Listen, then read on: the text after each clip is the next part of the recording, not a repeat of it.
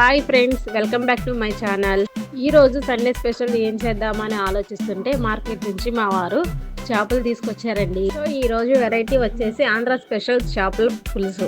Andhra special చేపల పులుసుని ఎలా చేయాలో చూద్దాం రండి. ఫస్ట్ చేప ముక్కల్ని నీట్గా కడిగి పక్కన పెట్టుకోవాలి.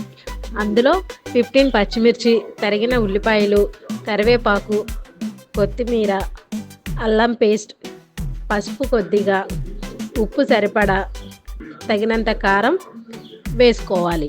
1 cup tomato paste, 1 cup oil వేసుకుని బాగా కలుపుకోవాలి.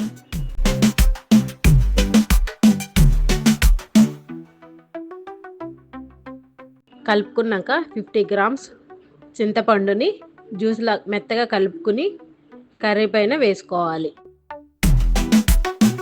చింతపండు కర్రీలో కలిసేలాగా బాగా కలుపుకోవాలి.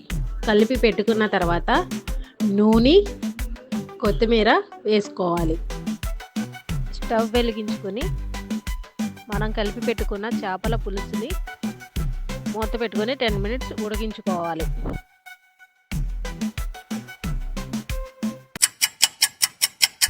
మినిట్స్ అయ్యాక అడుగు పట్టకుండా మూత తీసుకుని మళ్ళీ నెమ్మదిగా తిప్పుకోవాలి.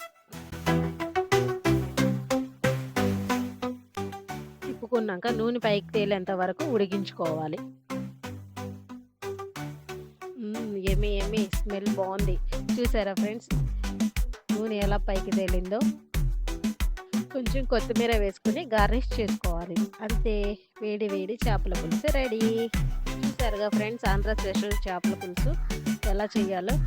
మళ్ళీ సరికొత్త వీడియోతో మీ ముందుకు వస్తాను. Until then subscribe.